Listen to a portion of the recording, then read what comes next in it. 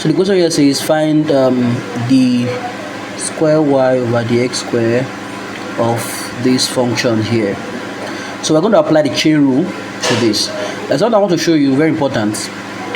If I have the y over the x, okay, I can write the y over the x as dy over dt times dt over dx, right?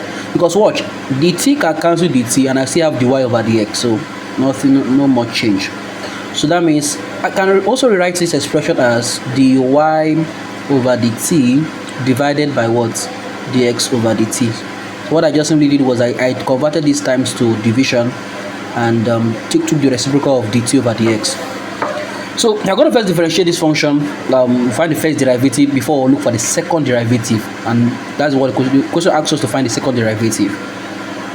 So we know that dy dx is equal to dy over dt divided by dx over dt. So let's go ahead to find dy dt. So dy dt. So where do we find y and t? We find y and t here. So y and t is here.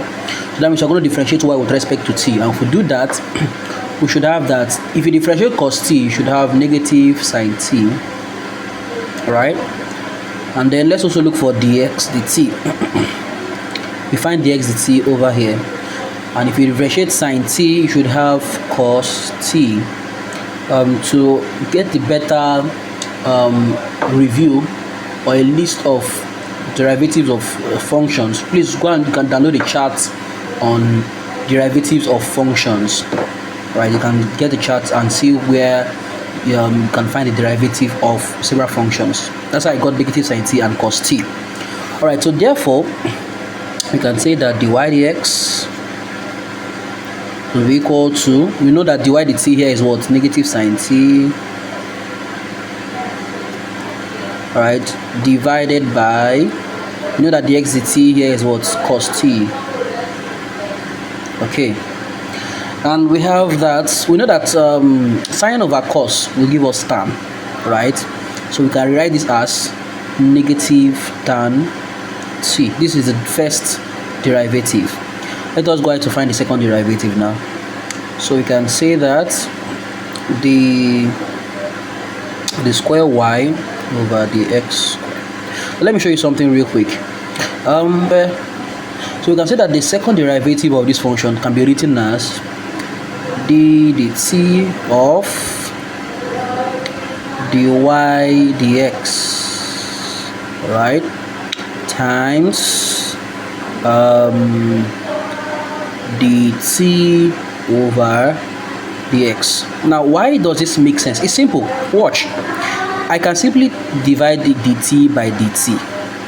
Alright, so if I do that, what do I have? D times d dy is d square y, which is what we have here, right? This time d times dy is d square y, and dx times dx is dx square. So I'm on track.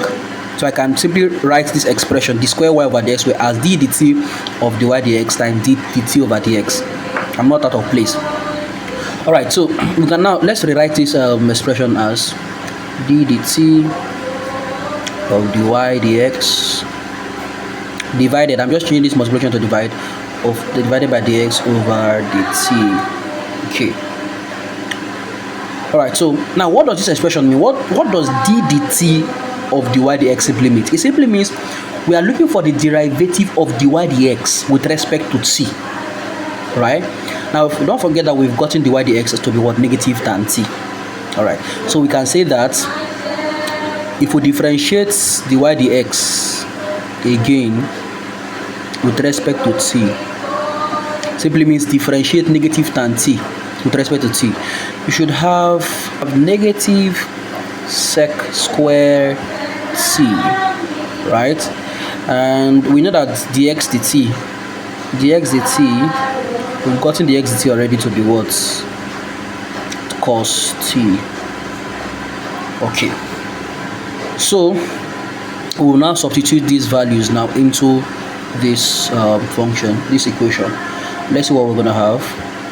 Alright, so we can say therefore the square y over dx squared. Remember we have said that this is equal to d dt of dy dx times, sorry, d dt of dy dx divided by dx dt.